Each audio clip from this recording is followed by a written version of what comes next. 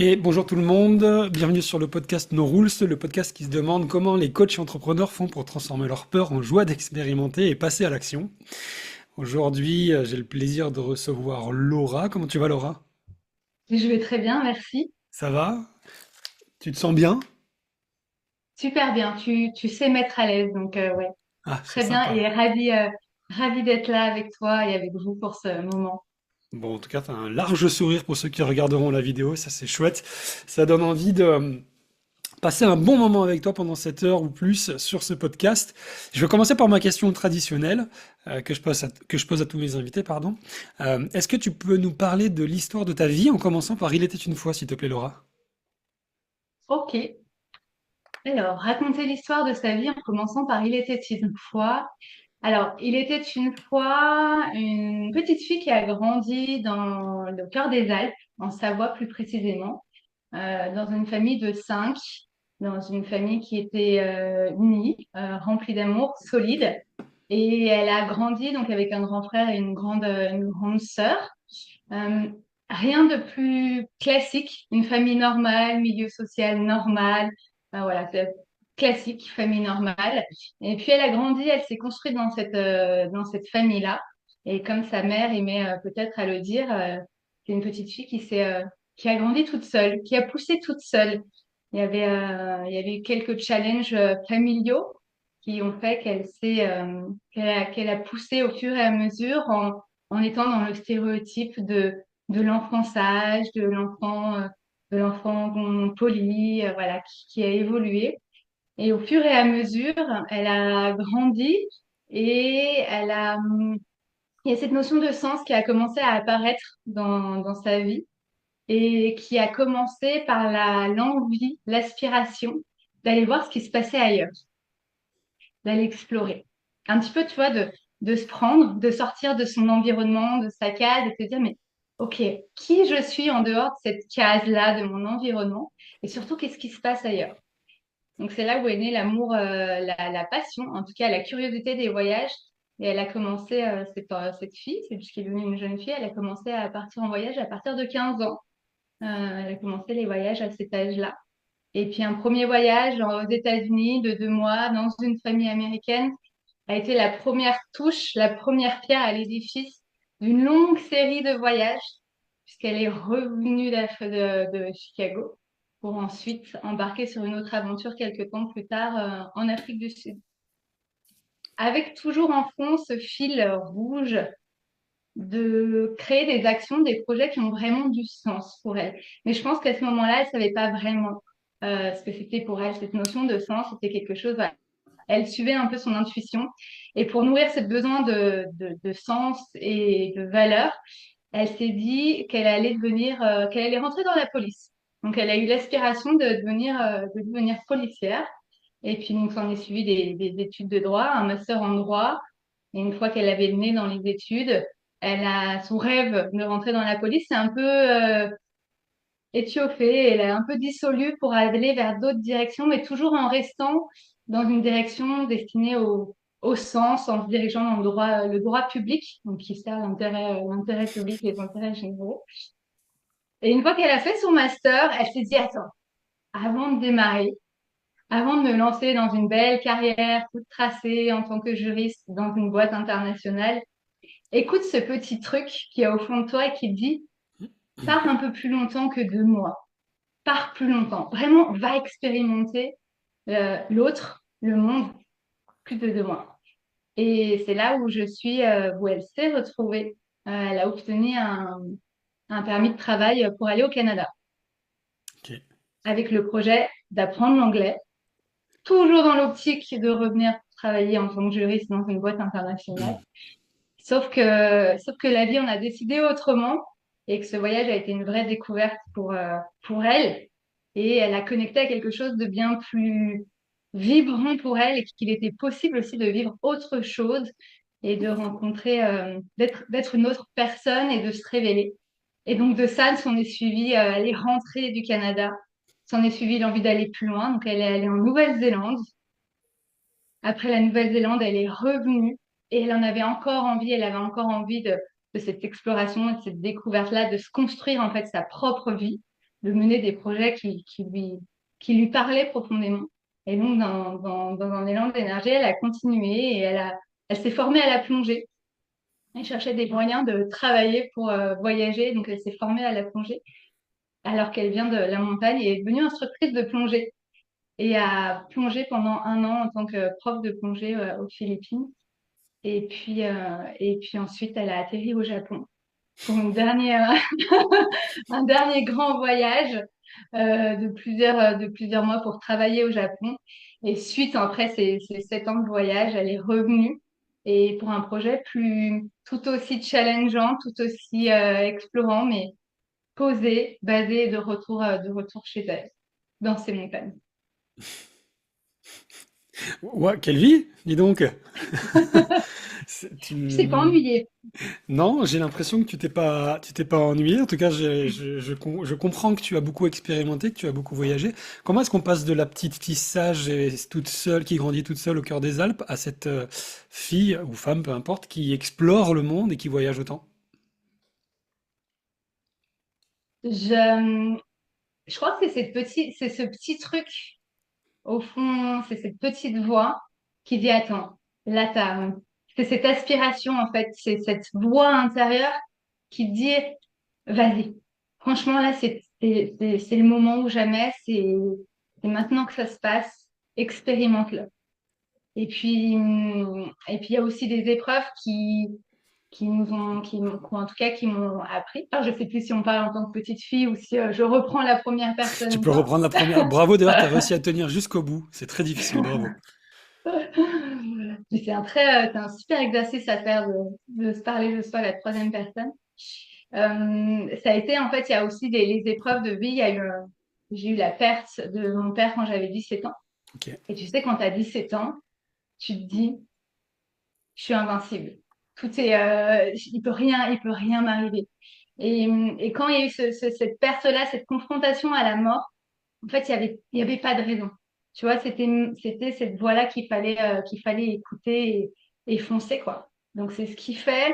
Il y a un moment donné, il y a eu ce clic de se dire, OK, là, c'est le bon moment. Les choses sont saines pour toi, le cadre est OK. Maintenant, tu peux t'autoriser à écouter cette voix et c'est maintenant que ça se passe. Et ça sera pas dans 10 ans. Qu'est-ce que ça t'a apporté tous ces voyages? Ça a fait, alors c'est bateau de dire ça, mais c'est vraiment, ça a fait la personne que je suis aujourd'hui.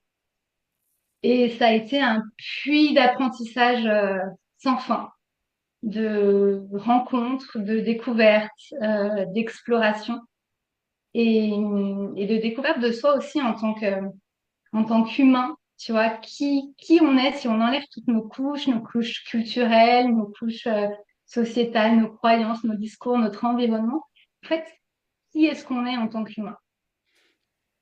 Et tu es qui? Et alors, je suis Laura Saint-Germain et je suis une humaine passionnée par les humains et passionnée par cette notion de sens et de transparence de qui on est.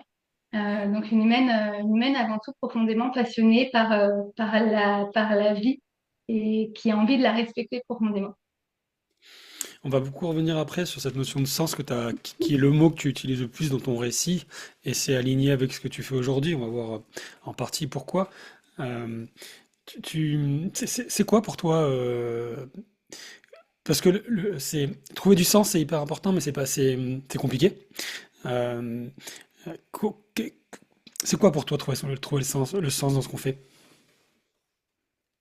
Ouais, je te rejoins sur le fait que sens en soi, ça veut pas dire grand-chose. C'est une notion qui est très abstraite. Donc, effectivement, je te remercie de poser cette question parce que c'est hyper intéressant d'essayer de mettre des choses concrètes derrière des notions qui sont là. Ok, on parle de sens, mais concrètement, on parle de quoi? On parle de valeur, mais concrètement, Hmm. une valeur, qu'est-ce que c'est? Et je pense que c'est justement déjà cette notion d'apprendre à s'écouter. Et ça va beaucoup aussi avec l'intuition, mais pas l'intuition sortie de nulle part, cette intuition qui fait qu'on va vraiment chercher au fond de soi et on écoute. On a toujours, si on met les écouteurs et qu'on s'écoute profondément, il y a toujours cette voix qui va venir nous dire, OK, là, c'est bien. Là, tu as un truc à faire. Tu sais, je reprends l'exemple des voyages. J'étais pas du tout dans un contexte où je pouvais me permettre de partir loin, ou voilà, il y a certains moments où c'était compliqué. Pourtant, il y avait toujours ce truc, cette voix qui me disait, attends, t'aurais pas envie de voyager là? Ce serait pas le truc qui t'appelle? Tu vois, d'écouter sa voix, et surtout de quand on prend des décisions, que ce soit les bonnes. Mais une bonne décision, qu'est-ce que c'est? Euh, J'aime voir les bonnes décisions comme des décisions qui nous paraissent justes. Quand on la prend, ça résonne pour nous. On la prend pas parce qu'il faut que, parce qu'on nous a dit que, et parce que ça nous appelle. Il y a un truc, tu vois, c'est vraiment cette charge. On reste des êtres émotionnels. On est à 95% des êtres émotionnels qui faisons nos choix avec notre cerveau émotionnel. Donc, c'est se connecter à cette partie émotionnelle de soi, mais de manière aussi très concrète. Qu'est-ce qui fait qu'il y a des personnes qui n'arrivent pas à se connecter à ça?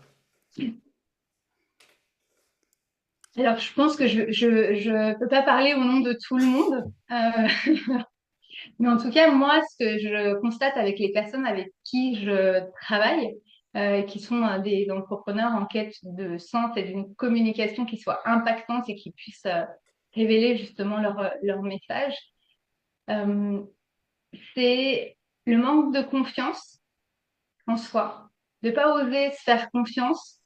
Et là, on rentre dans tout le schéma, le discours qu'on se raconte, les injonctions, la peur du regard, tu sais, toutes les peurs dont on entend beaucoup parler, la peur du regard des autres, les il faut que, le syndrome de l'imposteur, on en parlait de la bonne élève et de l'enfançage, de toutes ces peurs et ces croyances, en fait, qui viennent dire non, mais en fait, je vais pas, je vais pas écouter ça. C'est ces peurs-là qui prennent le dessus et on en perd le sens de nos actions. Ça se dilue, Hmm. ça se dissout. Toi, tu as connu ce syndrome de l'imposteur, tu l'as eu? Oui, bien sûr, et je pense que je l'ai encore.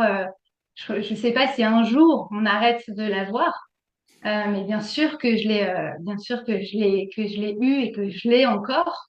Euh, Après, je pense que ce qui est intéressant, c'est comment on aborde le syndrome de l'imposteur. Tu veux nous dire comment? Ce que je trouve intéressant, c'est que ça soit d'ailleurs le syndrome de l'imposteur, la peur du regard des autres, le syndrome aussi de perfectionnisme. Enfin, en tout cas, celui-là, c'est les trois aussi que je rencontre, que j'ai beaucoup rencontrés et que je rencontre encore aujourd'hui. Et ce que je trouve intéressant, c'est, OK, on a ce syndrome de l'imposteur, on a cette peur du regard des autres, on a ce syndrome du perfectionnisme. Ils sont là. D'où est-ce qu'ils viennent? Si on défile le fil rouge, bah, c'est souvent des croyances culturelles qu'on hérite, surtout en tant que femme. C'est des choses qu'on a héritées. Donc, je sais que moi, personnellement, ça me fait hyper du bien de me dire, ça m'appartient pas forcément. Tu vois, c'était déjà là dans mon environnement et dans mon cadre. Donc déjà, de prendre ce recul par rapport à ça. Et puis ensuite, de quand je les rencontre, quand ils sont là, de les aborder autrement, en se disant, qu'est-ce que ce syndrome-là, il peut m'apporter? Parce qu'en fait, le syndrome de l'imposteur, c'est quoi? C'est la peur de pas être assez bon, clairement. C'est la peur d'avoir une expertise qui est pas assez haute. Et si on se dit ça, ça montre qu'on a une volonté, en fait, déjà, de bien faire. Donc ça, c'est hyper positif. Quand tu as la volonté déjà de te bien dire, de bien faire et d'être cohérent dans tes propos. Donc, c'est changer de regard sur le syndrome de l'imposteur. Pareil avec la peur du jugement des autres. C'est une peur, c'est la peur numéro un, la peur de prendre la parole en public, la peur d'être jugé, des quand dira-t-on. Et justement, c'est le signe qu'en fait, quand tu vas prendre la parole, tu es engagé pour ton public. C'est là. Donc, transforme cette détermination et cette volonté qu'il y a derrière ces syndromes-là en une force pour vraiment mettre ton message au-dessus de ces peurs-là. Ouais, c'est ça. J'aime bien l'approche qui consiste à accueillir, comprendre et changer la perspective. Tu sais, moi j'ai une phrase que j'aime bien dire qui est que si tu as peur, c'est que tu es dans le vrai. Parce que justement, si tu as peur, c'est qu'il y a quelque chose de précieux que tu cherches à préserver, mais en fait, cette chose-là, tu peux la transformer et tu peux en faire une vraie force, un vrai allié, et puis aller élargir cette zone de confort pour toucher plus de personnes derrière. Et c'est vrai ce que tu as dit, tu as glissé le fait que c'est beaucoup les femmes qui ont ce syndrome de l'imposteur pour des raisons culturelles, sociétales, etc. C'est dommage quand même, mais bon, les choses évoluent, je trouve, et je trouve que de plus en plus de femmes osent prendre la parole, et ça, c'est super. On le voit sur LinkedIn notamment, avec plein de challenges en ce sens. Toi, t'as ressenti en tant que, je me permets cette question, du coup, en lien avec tout ça, en tant que femme, du coup, et entrepreneur, t'as ressenti des difficultés, le regard des autres, du jugement, toutes ces choses-là dans ton activité et ton lancement? 100%. Ah ouais. Tu veux nous Oui. expliquer comment ça se matérialise, tout ça? Alors, pour faire le pont avec l'histoire de la petite fille Ouais. qui est partie en voyage, il y avait, tu vois, vraiment cette confiance, cette détermination de vivre les choses, d'explorer, de vibrer. Je faisais mes projets pour moi. Donc, j'y allais, je fonçais, je me posais pas de questions parce que c'était moi avec moi-même. Donc ça, c'était top. Mais quand il a fallu monter mon entreprise, bah, bien sûr qu'il s'agissait de moi avec moi-même, donc les qualités de détermination, d'action, c'est hyper important. Et je me suis dit, Co, tu as réussi à faire tout ça avant, entreprendre une entreprise, tu auras les bonnes qualités que tu as eues déjà, que tu as développées au passé. Donc je me suis dit, franchement, allez, on continue dans cette lancée d'entreprendre avec une entreprise. Sauf que quand tu entreprends, il ne s'agit pas juste de toi, Hmm. il s'agit des autres. Et c'est là où ça a été hyper challengeant parce qu'il s'agissait plus de moi avec moi-même, il s'agissait de moi avec les autres. En fait, j'apporte une solution, je propose quelque chose aux gens et surtout, je communique avec les autres. Et communiquer avec les autres, ça veut dire être à l'aise avec mon offre, à l'aise avec mon positionnement, à l'aise avec ma posture de chef d'entreprise, à l'aise avec la vente, avec la communication, avec la prospection. Et là, c'est un petit peu plus challengeant, surtout quand tu démarres. Et je me rappelle, j'avais vraiment cette notion quand je me suis lancée il y a 3 ans. Tu sais, je me suis dit, OK, je connais la notion d'entreprendre au sens large, je la connais. Entreprendre, passer à l'action, créer des projets. Donc, je me suis dit, là, par contre, monter une entreprise, il me faut des compétences. Donc, je me suis dit, Laura, tu fermes les yeux, tu pousses la porte des experts et tu fais confiance. Et c'est ce que j'ai fait. J'ai poussé la porte, j'ai fermé les yeux, je me suis fait accompagner, j'ai acheté des formations business à 2 000 € et je faisais tout ce qu'on me disait de faire. Donc, il faut que tu travailles ton positionnement de telle manière, ton offre de telle manière, il faut que tu fasses ton pitch en tant que bonne perfectionniste et bien sage, enfant sage. J'étais bien, je faisais tout comme il faut. Et j'étais hyper emballée par mon projet parce que j'étais là pour toujours dans cette notion de sens et d'avoir un projet en fait qui vibre et qui résonne. Et quand il y a un moment donné, donc après m'être fait accompagner en présentiel, acheté une formation à 2 000 €, il y a un moment donné, je me levais le matin et j'étais là, ça bloque. Hmm. Je peux pas l'expliquer, j'arrive pas à avancer. C'est la fameuse notion de procrastination, de frustration, de culpabilité, de stress, de se dire, mais j'ai l'impression de suivre le mode d'emploi, mais à la perfection, mais j'arrive pas à passer à l'action et j'arrive pas à avancer. Et surtout, bah, je me demande encore pourquoi je fais ce que je fais, en fait. Donc, ça a été un vrai challenge à ce moment-là de se dire, bah, qu'est-ce qu'on fait de cette situation-là? Donc, oui, au démarrage, j'ai eu tout ça jusqu'à arriver à je pense qu'on va parler de cette notion, mais de revenir en fait à la question numéro un, qui est pourquoi tu fais les choses et ne pas fermer les yeux complètement, mais ça aurait été d'ouvrir les yeux, d'écouter ce qu'on dit et de se faire sa propre recette à soi. Hmm. Ouais, on va tout de suite aller sur ce que tu fais justement pour pas faire cette transition, mais effectivement, Moi, je vois ça aussi sous deux angles, qui est à la fois l'intentionnalité, qui est le pourquoi, le sens. C'est quoi l'intention dans mes actions, l'intention dans mon projet, l'intention dans ce que je veux réaliser. Donc c'est le pourquoi, hein, c'est la même chose, qui est hyper important, même s'il est amené à évoluer, mais au moins avoir un ancrage au départ. Et puis cet aspect aussi d'identité. Quelle est l'identité que je veux nourrir, parce que je vais en abandonner une, celle que j'avais, salariée, exploratrice du monde, étudiante ou étudiant à entrepreneur, en fait. Et du coup, le fait de nourrir une nouvelle identité donne de nouveaux systèmes de pensée, d'émotion et de comportement. Et c'est deux choses très importantes. Du coup, c'est une belle transition. Bah, explique-nous, tu es qui à faire quoi aujourd'hui? Oui, avec plaisir. Alors, j'ai fondé un programme qui s'appelle Du pourquoi au pitch, qui accompagne donc les entrepreneurs à trouver leur message, à trouver ce fameux pourquoi, et pour ensuite le formuler dans un discours qui soit impactant et structuré, et l'incarner dans une posture affirmée. Donc, c'est vraiment en termes de, OK, une fois que tu as ta base, que tu as ta stratégie, que tu as ton mode d'emploi, comment tu communiques qui tu es pour atteindre tes objectifs.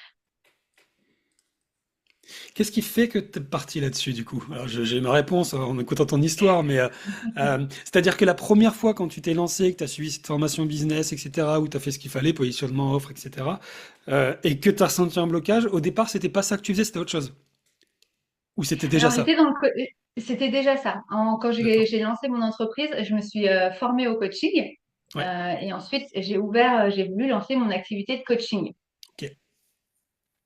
Et ensuite, il a fallu monter mon entreprise. Donc, comprendre, te mettre la casquette, je pense que c'est ton expertise, et tu vois, de mettre justement la casquette, on est coach, mais on est aussi chef d'entreprise. Donc, de mettre cette casquette-là. Et il y a eu ce moment où une fois que j'étais dans ce blocage-là, il y a eu la synchronicité, on peut appeler ça une synchronicité, en tout cas de saisir les petits messages, les petits mots qui arrivent, où je suis tombée sur, je sais pas si j'imagine que tu connais, la notion de why de Simon Sinek, Bien sûr, ouais. le cercle d'or. Et j'ai eu l'occasion, au travers d'une formation, de chercher mon why avec cette méthode-là. Hmm. Entre-temps, j'ai aussi découvert la vidéo. Enfin, je commence à découvrir son approche. Et à la base, c'est pour moi. Donc, je fais l'exercice et ça a été le déclic. Tu, Ça a tu... été, Vas-y, vas-y. ça a été vraiment l'événement qui a tout changé, qui s'est fait progressivement, mais ça a été vraiment le point de départ de découvrir en fait cette notion à travers l'approche, en tout cas, que Simon Sinek propose sur ce cercle d'or et ce pourquoi-là. Et j'ai commencé à l'explorer pour moi. Et ensuite, j'ai commencé à le tester sur d'autres personnes parce que je me suis dit, c'est incroyable. En fait, c'est la première question qu'on m'a posée, mais à laquelle j'ai répondu pourquoi tu fais les choses. J'ai gribouillé un truc sur un PDF. Et ensuite, on enchaînait sur le business plan, le positionnement et tout ce qui fait la stratégie. Mais là, j'avais un truc, j'avais une méthode qui allait vraiment en profondeur pour mettre des mots concrets. Justement, on parlait de la notion de sens, qui me permettait de mettre des mots concrets sur ce pourquoi, ce fil rouge et ce Hmm. sens.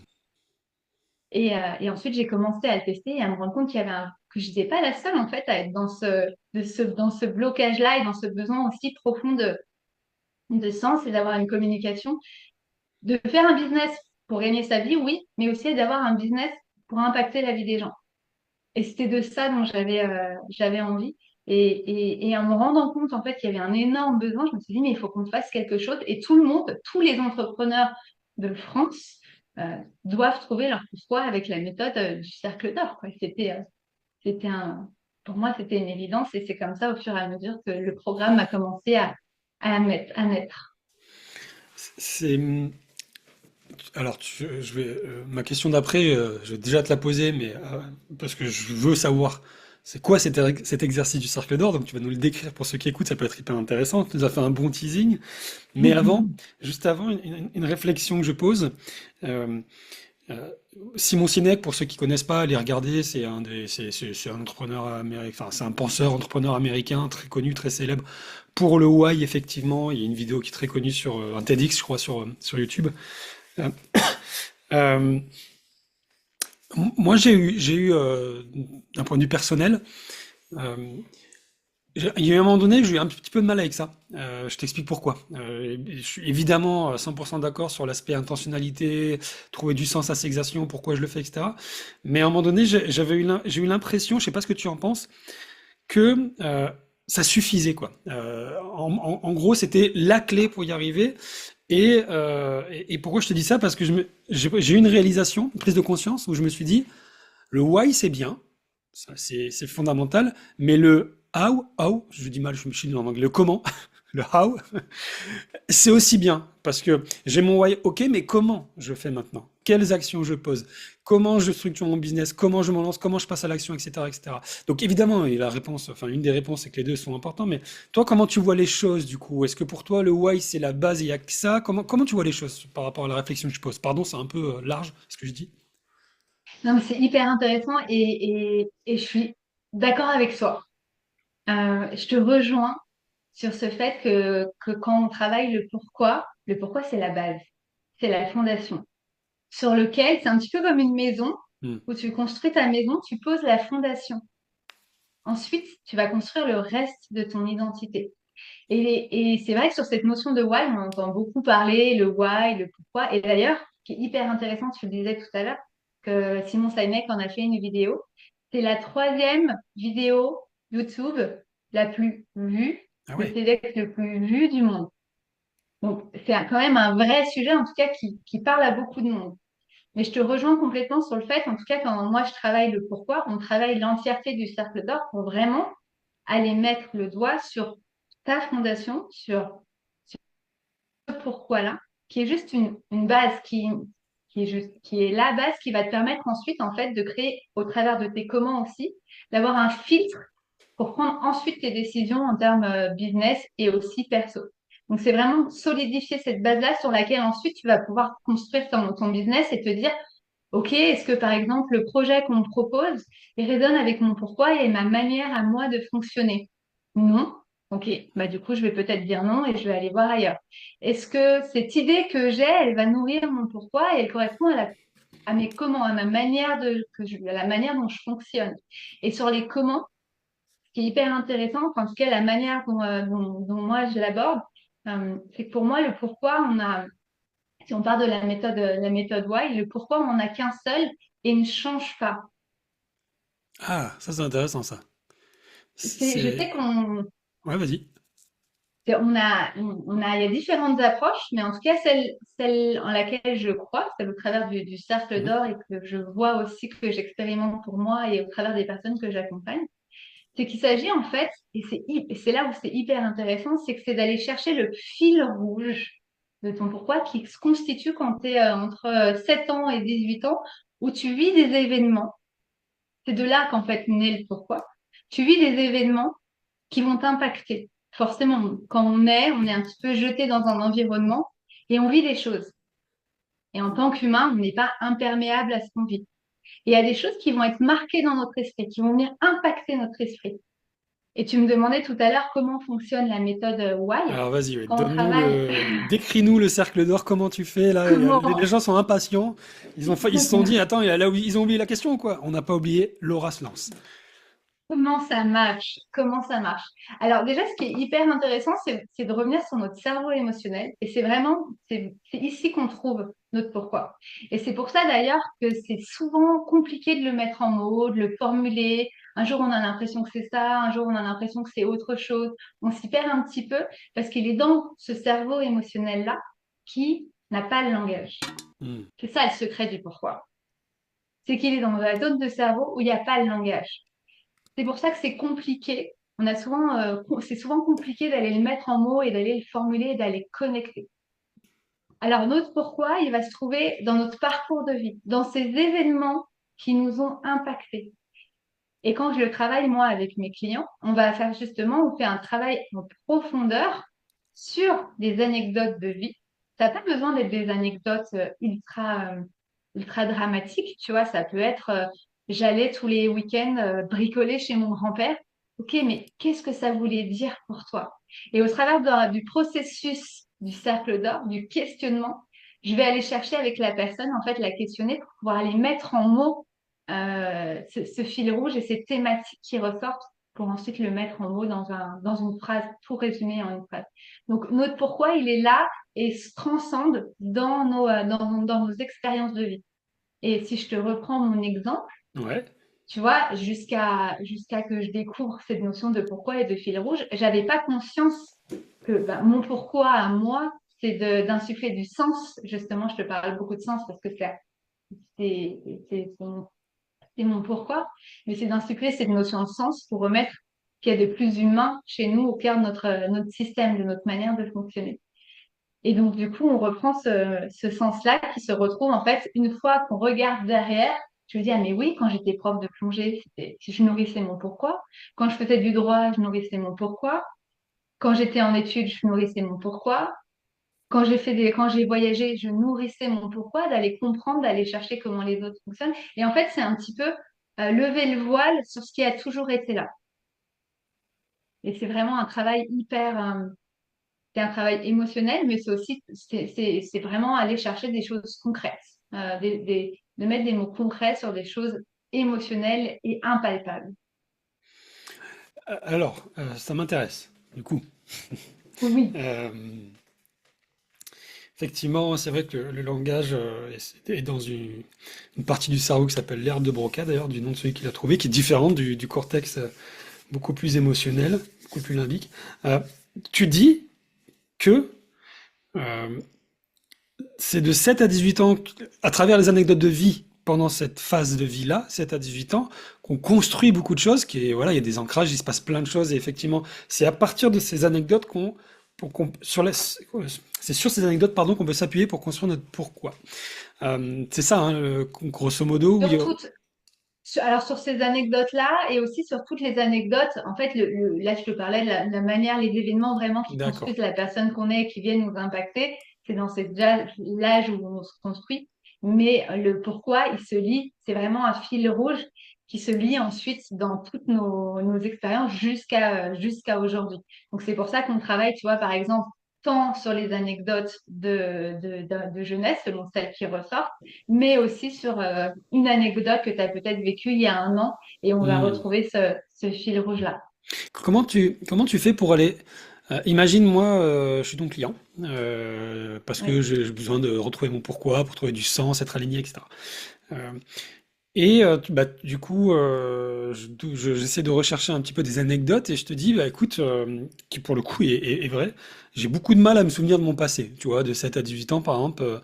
Il faudra alors je pense que je peux trouver, tu vois, mais ça doit être un effort. T'as des techniques pour aller chercher des anecdotes ou pas?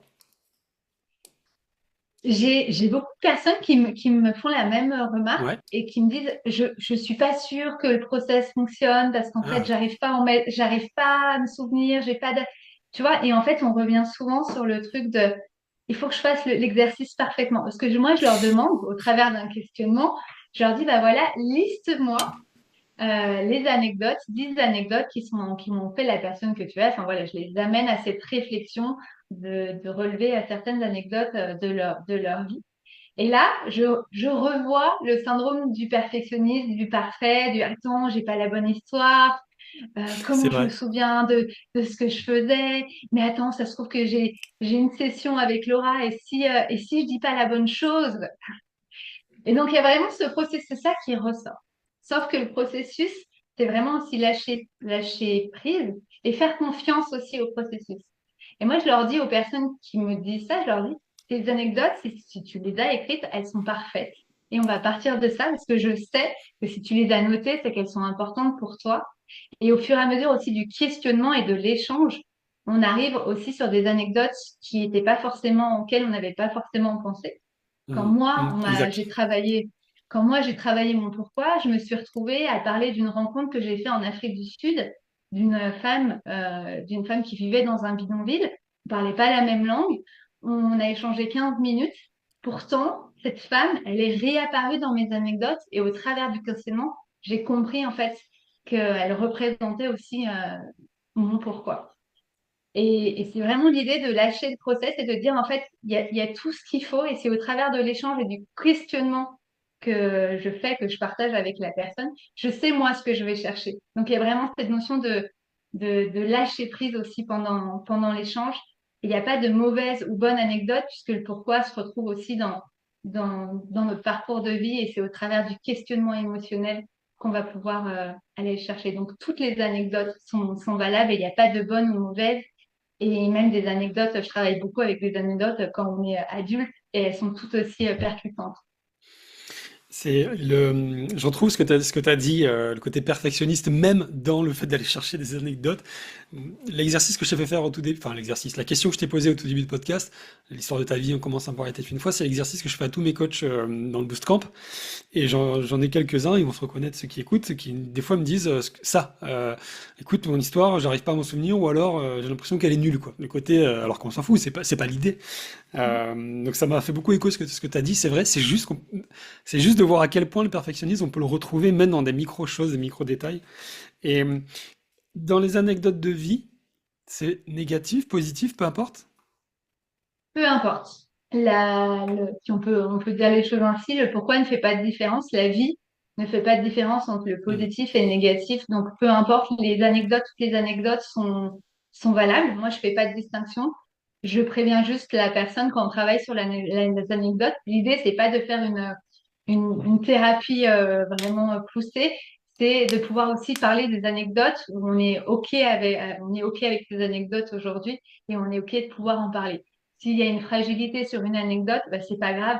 Il y en a plein d'autres pour se trouver, pour aller creuser sur le pourquoi. Donc, dans ce cas-là, si la personne elle n'est pas à l'aise, je la laisse et on en prend une autre. Mais il n'y a pas de distinction positif ou négatif. C'est, ça m'intrigue, ça m'intrigue. Je vais en même temps que tu parlais, il y a une anecdote qui m'est revenue. Je la livre, c'est un truc que je sais même pas si, je crois que je l'ai jamais évoqué, donc je vais l'évoquer là. C'est anecdotique, du coup, c'est le but de l'anecdote. Mais c'est juste pour Ok. comprendre, je vais te le dire, l'idée c'est pas de parler de moi, c'est plus pour qu'on comprenne le processus derrière, c'est-à-dire quel type de questions d'ailleurs tu peux poser. Alors je te demande pas de me faire une démonstration, mais juste en fonction de l'anecdote, quelles questions tu vas poser pour comprendre le process. Ça marche? Allez, je la livre. Je jouais aux échecs quand j'étais jeune. Je faisais des championnats d'échecs, les échecs, le jeu d'échecs. Euh, et lors d'une confrontation, j'allais dire oui, une confrontation avec un. J'étais jeune, hein, j'avais 10 ans, entre 7 et 11 ans, avec un autre garçon du même âge que moi, qui avait un niveau au-dessus de moi, d'accord, sur le papier. Alors, c'était les championnats de France, enfin, fallait passer un step, etc. Et, et j'allais le battre, parce qu'à un moment donné, les échecs, tu sais, quand tu vas battre la personne, ça se joue à des détails, et elle savait, la personne savait que j'allais le battre aussi. Mais à un moment donné, je te le livre, hein, ça me vient, ça me revient. À un moment donné, vers la fin, je l'ai laissé gagner. Pourquoi j'ai fait ça? Parce que une partie de moi disait, je pense que j'avais peur d'aller au-dessus, l'étape d'après, donc c'était plus simple qu'il y aille lui. Et une autre partie de moi disait, il a plus de chances que moi d'aller plus loin, c'est mieux qu'il aille lui plutôt que moi.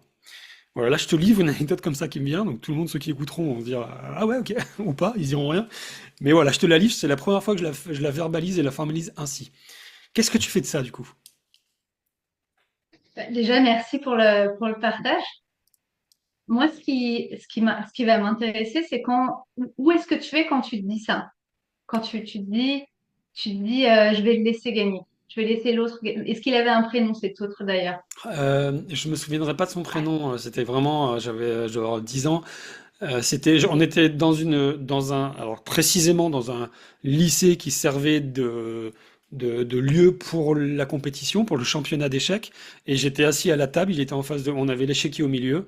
J'étais d'un côté et lui de l'autre. Donc vraiment pendant la partie, en plein dans la partie. Ok, donc ça se passe pendant la partie. Comment tu te sens, toi, à ce moment-là, quand tu te dis ça, je vais laisser l'autre gagner À l'époque ou maintenant, là, tout de suite? à l'époque? Je me sens, je pense de mémoire que je me sens libéré d'un poids ou d'une.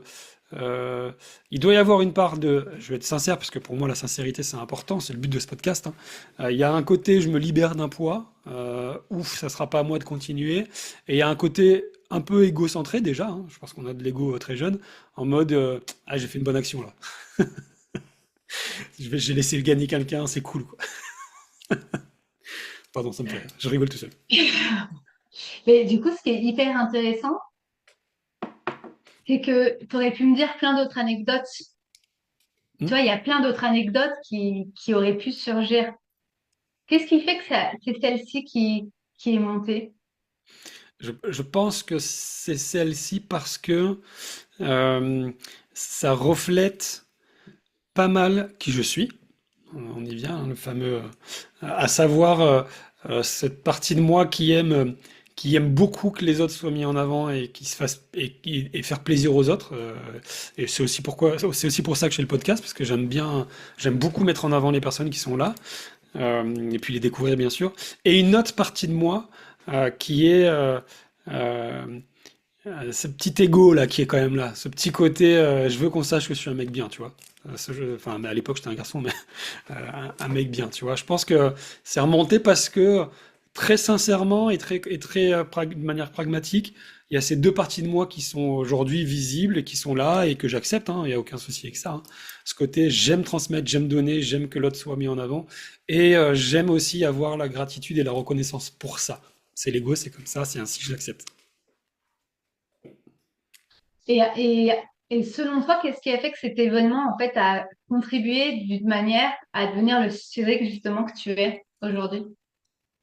Alors c'est marrant parce que je vais te donner une anecdote dans l'anecdote. Dans l'anecdote. Alors pour répondre à ta question, euh, je pense qu'il y a un côté, euh, ça a joué sur ma confiance en moi parce que je battais quelqu'un qui était au-dessus de moi que j'ai jamais battu. Donc tu vois, quand t'es jeune, c'est tout bête, mais ça joue, tu vois. Il était vraiment plus fort que moi, quoi. Le côté, ça me constituait en tant que personne, parce que pour moi c'est important, à savoir une personne qui est prêt à, à couper les enjeux pour essayer humainement de voir ce qui se joue, quoi. Donc l'enjeu sportif versus l'enjeu humain.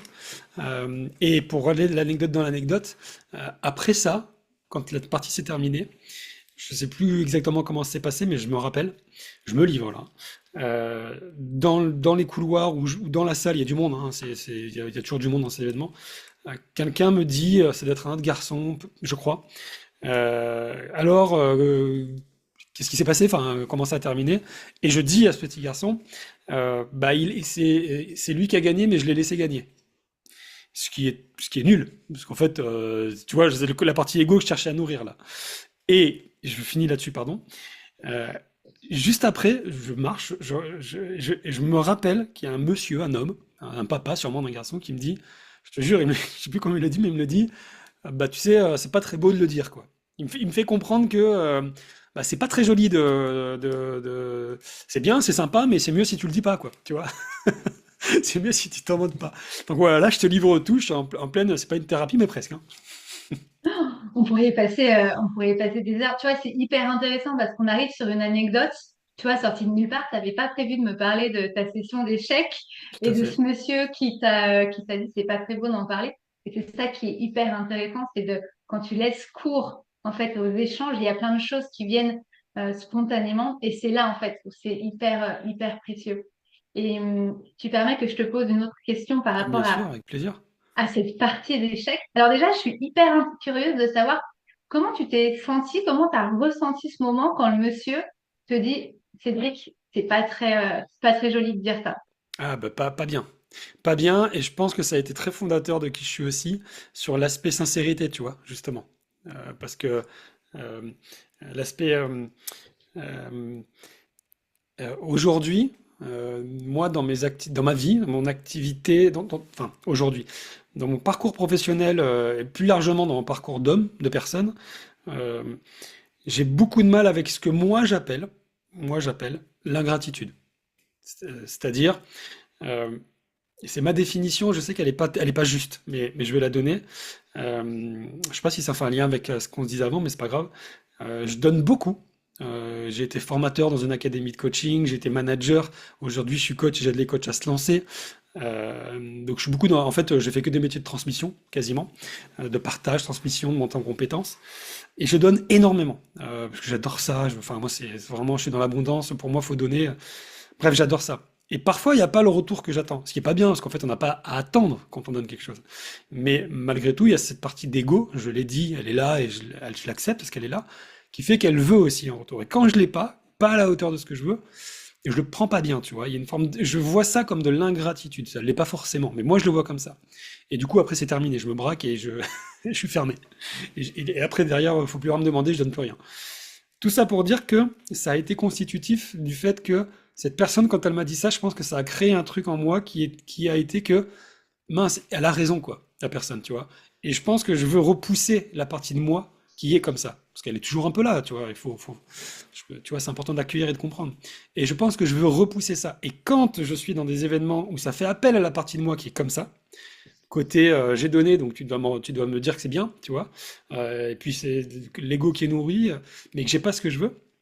Ou qu'on me met face à ça, on me dit tiens Cédric, là en fait tu cherches quoi? La reconnaissance alors que t'as pas à la rechercher. Je suis pas bien, tu vois. Donc là, pardon, je suis parti sur une réponse très longue et très conceptuelle, mais voilà, du coup, pour te répondre. Alors, je continue avec mes questions. Vas-y. Je- Là, c'est plaisir. Qu'est-ce que ce monsieur t'a apporté? Qu'est-ce qu'il t'a permis de devenir? Bah, je pense il a permis de développer en moi ce côté euh, euh, que j'essaye de nourrir, mais qui est pas évident. Euh, Fais les choses par pur altruisme, pas par égoïsme. Ce qui, je précise, et là c'est instant culture ou pas, ce qui selon moi, et selon moi, mais c'est pas moi, c'est un courant, ça s'appelle la psychologie évolutionniste avec Richard Dawkins, pour ceux qui veulent aller lire, le gène égoïste, ce qui selon moi n'existe pas le pur altruisme. On est tous par nature égoïstes, parce qu'en fait nos gènes ne cherchent que la survie, on est là pour survivre. Bref, là pardon, je digresse, mais j'essaye d'avoir ce côté du coup, fait les choses avec un maximum d'altruisme sans rechercher derrière quoi que ce soit. Et tu vois, ça fait la boucle avec tout ce qu'on se dit. Je sais encore que j'ai du mal avec ça, et je sais encore que je le travaille, et je sais que je dois aller encore plus loin avec ça, euh, pour te répondre. Donc c'est ça qui m'a apporté ce côté, aller chercher la vraie sincérité, la pure sincérité, le pur don, quoi. Et toi, qu'est-ce que tu as apporté aux joueurs qui étaient en face de toi? Oh, peut-être un sentiment de... peut-être que lui-même s'est dit, tiens, Euh, parce qu'il m'a remercié, il était conscient du geste, tu vois, alors qu'il n'avait pas à l'être, mais il l'a été, et il a été sensible au geste. Donc peut-être que ça lui a apporté une touche d'altruisme, j'en sais rien, qu'il avait peut-être déjà, et puis un sentiment de joie, parce que lui était super content d'aller les tâches d'au-dessus au niveau échec, plus que moi, tu vois, qui avait quand même quelques peurs. C'est vachement intéressant hein, comme exercice. Hein. C'est hyper intéressant. Et là, tu vois, si on avait, on n'a pas le temps d'aller plus loin, tu vois, mais sinon, on pourrait y passer. Je sais que moi, je fais cet exercice pendant 2 heures Ah et je ouais. plonge avec mes clients, mais c'est passionnant de prendre conscience de choses dont on n'avait pas forcément conscientisé l'impact. Et tu vois, quand je t'entends, je te parle de contribution, je te parle d'impact, parce que c'est ce qui va venir formuler notre pourquoi. C'est quoi la contribution que j'apporte et c'est quoi l'impact que je donne aux autres. Hmm. Et ça se retrouve au sur des anecdotes. C'est pour ça que c'est hyper intéressant de se dire qu'est-ce que cet homme a eu comme impact sur toi. Et toi, qu'est-ce que tu as eu peut-être sur impact, ou comme impact sur cette personne, sur le joueur d'échecs. Qu'est-ce que tu lui as donné? Tu vois, c'est pas anodin de se dire, attends, je vais le laisser gagner que pour toi, ça te paraît hyper normal, mais c'est quelque chose qui est normal pour toi, ce n'est pas pour les autres. Et juste un dernier point par rapport à ce que tu me partages.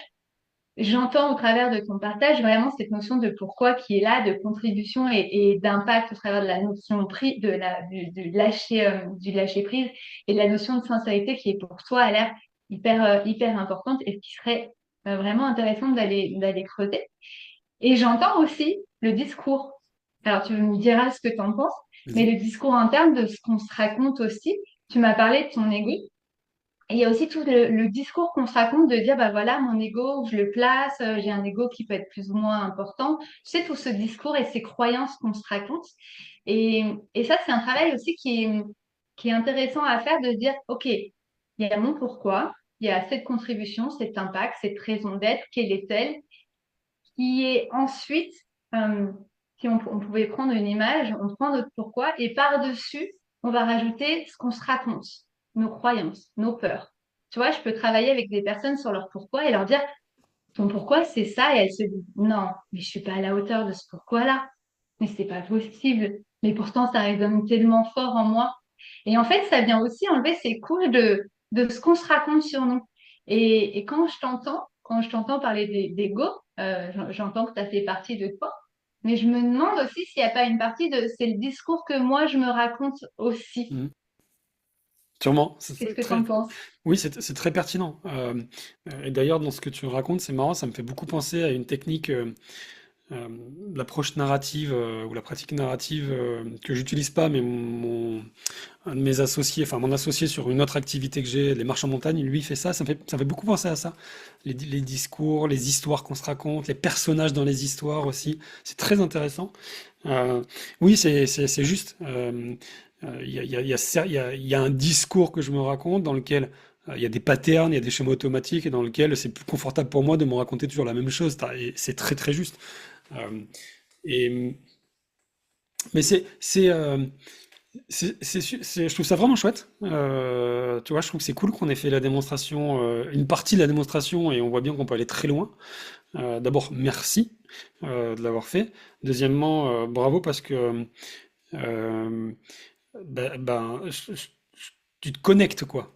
Tu t'es connecté à moi et tu t'es connecté en surface, donc aux mots, au langage, justement, à ce que je disais, mais en profondeur aussi. C'est-à-dire, au-delà de ce que je dis, c'est qu'est-ce qu'il y a derrière le pattern, quoi. Qu'est-ce qu'il y a derrière le langage et qu'est-ce que l'émotion, le cerveau, le mental, le psychisme et l'émotion, je l'ai déjà dit, peuvent aussi finalement retranscrire derrière les mots.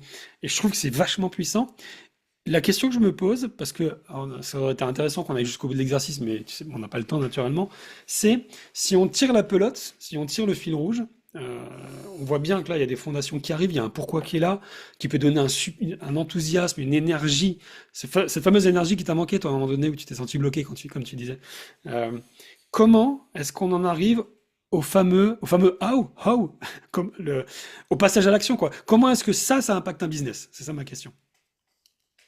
Super question. Comment on est concret? Parce qu'on est aussi là pour parler de choses qui sont. Moi, j'adore ces notions-là qui me passionnent, mais ce que j'aime avant tout, c'est comment on rend ça concret. Ok, on Mm. parle de sens, on parle de pourquoi, comment on passe à l'action. Alors, pour revenir sur cette notion de how, de comment, en fait, les comment, ça découle du travail qu'on fait sur le pourquoi. Parce que D'accord. les comment, c'est aussi cette partie émotionnelle et ça va toucher à comment est-ce que moi, je fonctionne naturellement. C'est quoi ma manière à moi d'agir? Par exemple, moi, je vais être de l'équipe parce qu'au travers de la recherche de mon pourquoi, on est découlé des thématiques où ensuite j'ai pu formuler, on m'a aidé à formuler mon pourquoi et on m'a aidé à formuler mes comment qui sont, par exemple, toujours, j'aime faire les choses avec simplicité. Si tu viens me voir et que tu me dis, OK, Laura, j'ai un super projet à te proposer. Par contre, il va falloir faire des demandes de fonds, faire des dossiers à telle et telle institution. Il va falloir faire une demande. Une fois, on me l'avait fait, on m'avait dit, Laura, tu peux demander des fonds. Par contre, il faut que tu fasses un dossier, que tu donnes des fonds, que tu reprennes les fonds et qu'ensuite tu revoies un truc. J'étais là, mais attends, la somme en vaut le coup, toi, c'était genre 2 000 euros. J'étais là, mais par contre, la manière dont vous me l'amenez, je vais trouver une autre manière de faire. C'est pas pour récupérer les fonds, ça va pas être possible. Donc, définir son pourquoi et son comment au travers du processus qu'on a commencé à expérimenter ensemble. Une fois qu'on a fait ce travail sur l'émotionnel, on a notre pourquoi qui est clarifié, qui est formulé. On est connecté à ça. C'est vraiment aussi un travail. C'est au-delà d'un travail de formulation, c'est un travail de connecter à ce, à ce pourquoi-là, à ce truc qui vibre en nous. Et ensuite, on passe tu l'as évoqué tout à l'heure, plus à l'aspect rationnel, Mm. néocortex. OK, on part au plan d'action. Comment est-ce que tu implémentes ça? Et là, on le fait au travers de la méthode magique du coaching, on reprend chaque pan de sa vie, de son offre, de sa communication, et on voit comment la personne, elle peut agir concrètement aujourd'hui pour implémenter un peu plus son pourquoi. Et des fois, ça va être simplement aussi déjà retravailler sur le syndrome de l'imposteur, sur le discours qu'on se raconte. Tu vois, ça peut être déjà simplement ça. Ça peut être aussi des personnes qui vont aller retravailler leur branding. J'ai une cliente, une fois qu'on avait fait le travail sur son pourquoi et son comment, elle a retravaillé Ah ouais. le branding, la charte graphique de son entreprise. Ça peut être aussi lié au niveau perso, à des parents qui vont se rapprocher d'autres parents qui ont la même problématique que leur enfant. Tu vois, c'est des choses très le pourquoi, un peu cette notion de truc un peu magique, c'est de revenir à quelque chose de très concret et surtout dans l'objectif aussi, en tant que chef d'entreprise, de l'impulser dans sa communication. Hyper important. Je suis hyper attachée à ça. Donc, une fois que tu as ton pourquoi, l'objectif, c'est de l'insuffler dans ta communication. Parce que toi, c'est hyper, une fois que tu as ton pourquoi, tu te sens beaucoup plus confiante, tu as le fil conducteur, tu comprends des choses sur toi, tu as fait ce travail d'introspection, tu as les réponses à tes questions, mais maintenant, il s'agit de l'insuffler dans ton discours. Parce que ton pourquoi devient le message que tu vas porter avec ton entreprise. Ouais. Et on sent Comment l'expertise là. ça, je pourrais, enfin, c'est des sujets qui pour moi sont hyper passionnants parce que comment tu communiques? Et surtout aujourd'hui où on a un brouhaha permanent dans les oreilles, on a un marché, alors on parle de marché saturé, il y a toujours de la place sur un marché, mais comment tu fais entendre ta voix? Et ça passe par cette incarnation de ton message au travers de tes mots et au travers de ta posture. Hmm. Ce n'est Ouais. que la fondation. Merci parce que d'abord tu me réconcilies avec le fameux why qui comme je te l'ai fait comprendre à un moment donné je m'étais un peu détaché de ça pour les raisons que j'ai évoquées et puis pour d'autres choses mais peu importe même si non mais vraiment enfin je trouve que c'est super intéressant la construction en telle que tu l'amènes. Et puis il y a aussi ça, ce côté, il y a un outil ou un exercice, je crois qu'il vient des japonais, peu importe, qui s'appelle les 5 pourquoi, tu sais, genre à chaque fois que tu fais un truc, pourquoi tu le fais, pourquoi, et à la fin tu as le vraiment pourquoi. Ce qui est bien déjà, mais c'est pas si simple que ça. Toi, dans les questions que tu me posais, c'était beaucoup plus en lien avec ce que je disais, et c'était pas que des pourquoi, c'était du quoi aussi, il y avait plein de choses. Donc c'est important de le rappeler. Euh, si on met ta casquette entrepreneur, Mhm. entrepreneuse, je sais pas comment on dit, euh, si on vient te voir, toi, comment ça se passe ton accompagnement du coup? Si on vient voir, bah déjà, j'échange avec la personne pour bien voir qu'on est sur la bonne problématique et que ce que j'ai à lui apporter, bah, c'est bien ce qu'il faut. Ouais. Sur le travail du pourquoi, je fais juste une parenthèse, par exemple, parce que je sais qu'il y a plusieurs méthodes de trouver, d'approche de pourquoi, Mm. dont les fameuses 5 pourquoi. Quand on fait la question des 5 pourquoi, on le fait soit avec soi-même. Donc Oui. souvent, le résultat, au final, selon si je suis bien lunée, si je suis fatiguée, si je suis stressée, on n'aura pas forcément la même réponse au bout. L'idée, c'est que qu'on soit bien luné, stressé, ou peu importe son état émotionnel du jour, que le pourquoi, lui, soit toujours le même. Donc c'est pour ça que c'est un travail hyper intéressant à faire à deux pour permettre pour accompagner en fait la personne. C'est comme si tu prenais une forêt. La personne, c'est l'arbre au milieu de la forêt.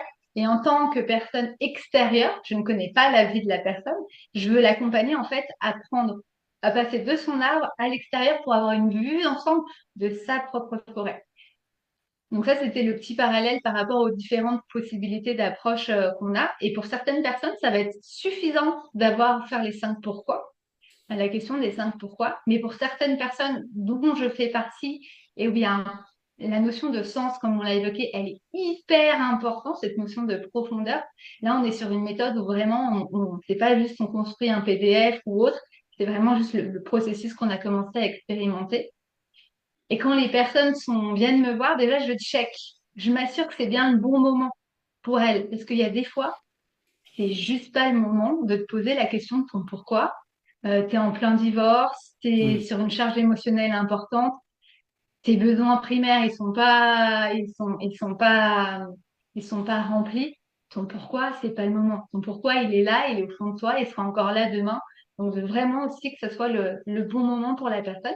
Donc, je vérifie ça. Je travaille vraiment avec des personnes qui sont, toi, il y a cette volonté d'action et d'aller comprendre et d'aller de détermination. Vraiment, c'est vraiment de porter sa voix et de trouver des réponses euh, au fond d'elle. Donc, du coup, on check ça. Et puis ensuite, on passe 3 mois ensemble en travaillant sur ces 3 piliers-là. Le premier pilier, on va définir le cercle d'or au travers du pourquoi. C'est quoi ta raison d'être? C'est quoi le fil rouge de ton histoire? Ta manière d'être aussi. Et puis, vu qu'on est là pour passer à l'action, un pourquoi, le seul objectif d'un pourquoi, c'est le passage à l'action. C'est ça. C'est Ça que me ça parle, nous ça. permette. Oui, c'est ça, parce que si on a un pourquoi joli, bracardé, écrit en gros sur sa devanture, mais il est juste là pour faire joli, ça ne sert pas à grand-chose. Donc le but, on parle beaucoup de motivation, c'est ce qui va nous permettre de nous motiver et de passer à l'action. Donc à travailler sur ce pilier-là. Et ensuite, quand on est animé par ce qu'on fait, on a tendance à, comme tu peux peut-être le constater, à beaucoup parler. À beaucoup parler. Et l'idée, c'est d'avoir un discours qui soit impactant. Parce que souvent, on a vocation à avoir du sens, à être impactant. Comment tu structures ça? Donc, on passe le pont. J'aime bien utiliser cette image de pont. On est sur la rive gauche. On a fait le travail d'unicité, pilier numéro un, trouver son unicité. On passe au milieu du pont. OK, maintenant que j'étais moi avec moi-même, qu'est-ce que je vais raconter aux autres? Comment je structure mon message au travers d'un pitch qui est cohérent, qui est clair, qui est impactant et qui est convaincant surtout. Donner envie à l'autre de signer. Et puis ensuite, quand on a fait ce travail-là, on a structuré le pitch magnétique. On passe sur la rive droite et là, il s'agit d'incarner ce que tu racontes. Parce que tu peux avoir un super pourquoi qui résonne, un pitch hyper carré, même tapé par ChatGPT. Si j'arrive devant toi et que tu sens que je ne suis pas très à l'aise dans ce que je te raconte, dans la manière de te tenir, bah tu n'auras pas envie de signer avec moi. Tu n'auras pas confiance, même si j'ai un super pourquoi et un super pitch. Donc c'est vraiment ces trois piliers-là qu'on travaille pour vraiment avoir un message clair, une posture affirmée et un discours convaincant. Bah, c'est chouette, ça donne envie et c'est marrant parce que je vois bien enfin, ce que tu proposes et les résultats que ça doit apporter.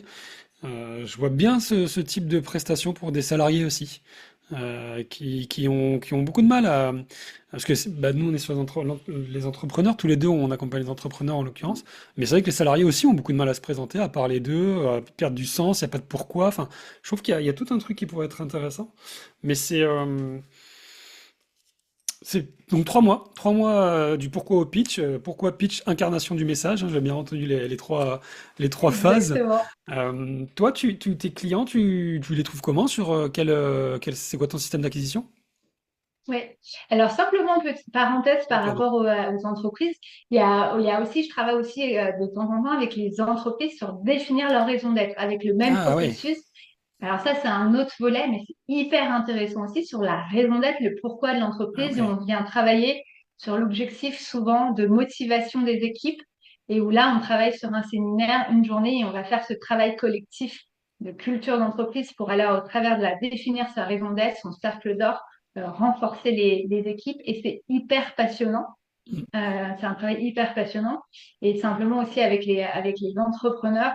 Ce qui est hyper intéressant, c'est que c'est souvent des personnes, en tout cas les personnes avec qui je travaille, qui ont cette niaque de détermination, de volonté, d'action, de faire changer les choses.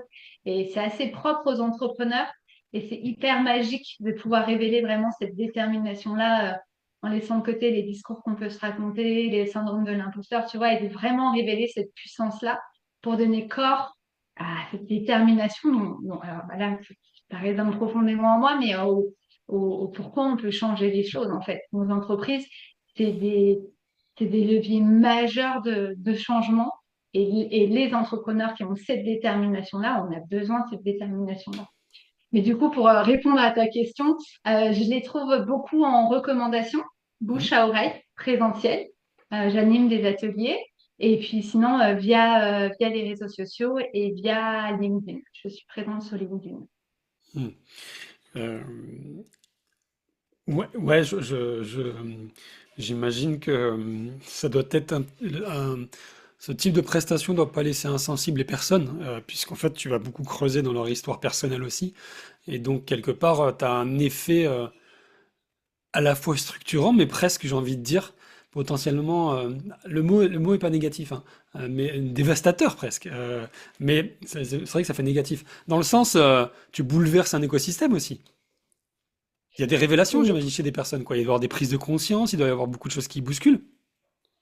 alors, dans mon discours, forcément, je vais parler on trouve le pourquoi, on structure ton pitch et on affirme ta posture, Hmm, parce que c'est les mots qui résonnent. Mais je sais, et quand, je sais que derrière, l'impact va être bien plus grand pour la personne, en termes de confiance en soi, bien sûr. en termes d'assurance, en termes d'affirmation de soi, en termes de sérénité, de stress, de se dire, bah là, en fait, maintenant, je comprends pourquoi je fais les choses, je suis plus apaisée, je sais gérer mon stress quand je me présente à une soirée networking.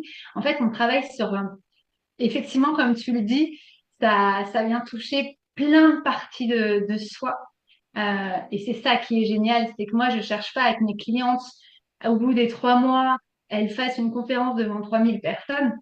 Moi, j'ai réussi ma mission quand elles sont où ils sont, parce que je travaille quand même majoritairement avec des femmes, donc je dis elles. Mais quand elles me disent, OK, là, la plante, elle est plantée et elle est en train de grandir, tu vois, je m'assure que ça soit solide. Encore une fois, on revient à cette fondation-là. Et quand la personne, elle a compris sa part de responsabilité, d'engagement et de confiance en elle, ouais, c'est- les, les conséquences sont plus Hmm. grandes que simplement. Et on parle que du business, mais ça a aussi tout un impact sur Bah sur le oui, perso aussi. bah j'imagine, puisque, enfin, c'est même certain. Et c'est même, j'imagine, nécessaire, puisque bah, quelque part, le business, on est la personne qui faisons le business. Donc, qu'est-ce que tu as envie de dire à la petite fille au cœur des Alpes? Qu'est-ce que j'ai envie de lui dire? Je peux lui dire, j'ai envie de lui dire, bien joué. Bien joué. Tu vois, c'est très drôle que je te dise ça, bien joué. Mais mais c'est intéressant parce que du coup, j'aime beaucoup cette notion de jeu. Et je dis bien joué parce que tu as joué avec tes émotions, tu as joué avec les challenges, avec les peurs, avec les défis que tu avais sur la vie. Des fois, tu t'es un peu foiré. Des fois, tu aurais pu faire mieux. Des fois, tu as fait hyper bien. C'était des super surprises. Mais tous ces trucs que tu as mis en place, bah, ça t'a amené là où tu es aujourd'hui. Et aujourd'hui, le chemin, il est encore long. J'ai encore plein de choses à apprendre. J'ai encore tout un discours intérieur à retravailler. Enfin, tu vois, on est sans cesse en progrès. Et j'ai envie de lui dire, j'aurais envie de lui dire, bien joué et surtout, hein, lui dire merci. Ça, je pense que c'est des fois de s'inspirer de soi. Je me dis, mais des fois, waouh, en fait, t'as osé faire ça quand t'avais 17 ans. T'as osé penser ça t'as osé être cet enfant sage pour rentrer dans l'école, pour pouvoir faire en sorte que la famille, elle se construise de manière solide. Ah, franchement, bravo à toi, quoi. Parce que du coup, ça t'a permis d'être une femme hyper construite et la tête sur les épaules, en tout cas. Donc, je pense que des fois, c'est chouette aussi de regarder la petite fille qu'on est et de lui dire merci. Je pense que ça fait du bien aussi, ouais. Hmm. Eh ben, ouais, je pense que ça fait du bien. Je pense que j'imagine qu'elle est fière aussi de toi, cette petite fille. Merci pour cette passion qui déborde. Merci pour cette envie, merci pour ce partage, merci pour ce que tu fais aussi, parce que ça doit aider pas mal de personnes. Et puis, merci pour remettre du sens dans nos actions, parce qu'on en a grandement besoin aujourd'hui. Je pense qu'on en a toujours eu besoin. D'ailleurs, j'invite tout le monde à lire un livre célèbre de Viktor Frankl, peut-être que tu connais, Donner du sens à sa vie, avec le logothérapie notamment.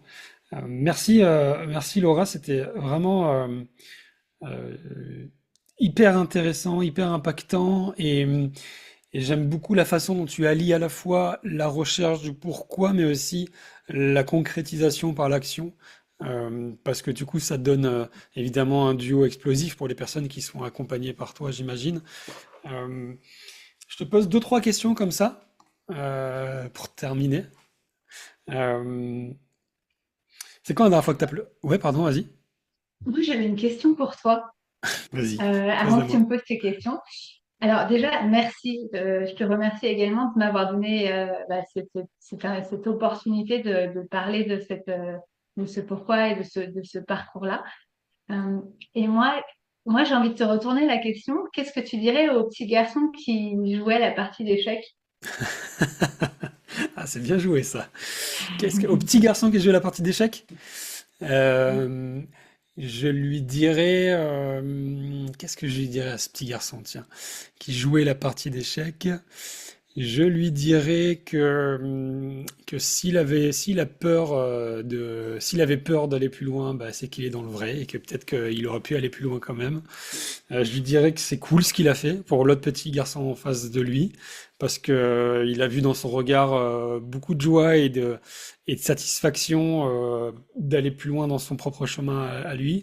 Et je lui dirais que c'est ok s'il cherchait la reconnaissance à travers son acte, c'est pas grave. Après tout, ce qui compte, c'est que l'autre à qui pour qui l'action a été menée a eu le plaisir d'aller plus loin. À la limite, c'est plutôt ça qui compte. C'est pas très grave si c'était pas si l'intention n'était pas parfaite. Donc, et je lui dirais de continuer les échecs parce qu'il s'est arrêté, c'est dommage, ou pas. Merci, c'est sympa Oh, pour bah, retourner la question. C'est très gentil. merci à toi pour le partage. Avec grand plaisir. C'est pour ça que j'aime le podcast et c'est pour ça que j'aime mes invités, c'est parce que il y a avant tout de la sincérité et on l'a compris, c'est important pour moi. En tout cas, on essaye. C'est quand la dernière fois que t'as pleuré, Laura? Tu- Alors, la dernière fois que j'ai pleuré, je pense que je vais plutôt sur une envie de pleurer où j'ai senti les larmes monter quand je me suis dit, tu sais, justement, j'étais dans ces derniers temps dans ces mouvements de go, go, go, go, go, go, go, faut y aller, tes objectifs, toi, tu te fais vite rattraper. Et puis à un moment donné, je me suis posée et je me suis dit, en fait, tes objectifs de vie, tu les as atteints, tu vis dans un endroit chez toi qui te plaît, tu es en couple avec quelqu'un qui te plaît, tu fais des choses extraordinaires, enfin des choses du quotidien, tu vois, mais t'es en bonne santé. Et tu vois, de me rendre compte de ça, bah, ça m'a mis, alors j'étais en train de dire go vite, faut qu'on y aille. Le fait de me poser et de dire, attends, arrête-toi, regarde où tu vis, regarde avec qui tu vis, regarde ce que tu fais aujourd'hui, regarde ta santé, ça m'a en tout cas vraiment ému et mis les larmes aux yeux de me rendre compte que des fois on court, on court, on court, on court, et qu'en fait des fois on a déjà énormément sous la main. Hmm. Donc c'était il y a la semaine dernière, je crois. Tu vois, pas plus loin que la semaine dernière. Instant de gratitude, effectivement. Exactement, Ouais. gratitude. C'est quoi la musique que t'écoutes quand ça va pas? La musique que j'écoute quand ça va pas. La chanson même, dira-t-on, si on est précis. Alors, je suis très mauvaise pour me souvenir des titres. Mais il y a une chanson qui je crois que c'était Johnson. Je pourrais te partager Johnson? la, la... C'était Johnson. Andrew, Anthony and the Johnson, c'est pas ça? Oh Ouais, oui, j'adore. oui, Ouais, il y a Bird oui, Girl qui est oui, connu oui, ou oui. The Sun One, mais je suis nul en anglais. Ça doit être Bird Non, Girl, je j'ai suis plus le sûr. nom. T'as plus le nom? Mais je J'ai connais, plus c'est le un nom, mais chanteur c'est très spécial, hein, très spécial, mais très très beau. Très ouais. très beau. Et qui m'émeut profondément et tu vois, qui fait vibrer pour le coup. Ouais, donc ça Ouais, c'est ouais, ouais. J'aime beaucoup. Peu de gens connaissent d'ailleurs une des musiques que je préfère est dans la bande originale, c'est comme ça qu'on dit, bande originale du film Vol au-dessus d'un nid de coucou. C'est vieux, hein. Si mes souvenirs sont bons. Un conseil lecture. On me voit plus là, j'ai le soleil là, je suis, je suis irradié par le soleil. Je sais pas ce qui se passe là.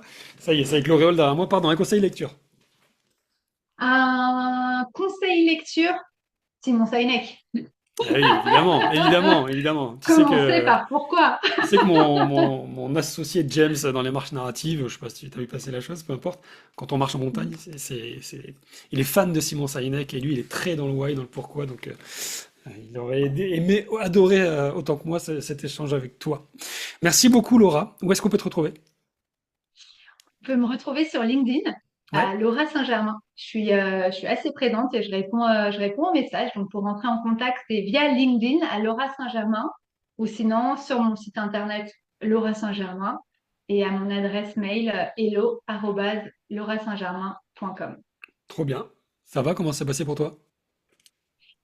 Ça s'est très bien passé. C'était un moment très agréable. Merci pour cet échange Plaisir. qui est plein de sincérité et d'avoir joué le jeu du pourquoi et d'exploration. C'est hyper intéressant et j'aurais voulu continuer des heures avec toi sur ça. Mais merci beaucoup pour ce moment passionnant et de sincérité et de partage. Ben, un grand merci, c'était très très très instructif et c'est cool qu'on ait fait l'expérience en live comme ça au moins on sait vraiment à quoi ça ressemble et ça me paraissait vachement important. À bientôt Laura. À J'espère bientôt, que merci. nos routes se croiseront. À bientôt. À bientôt.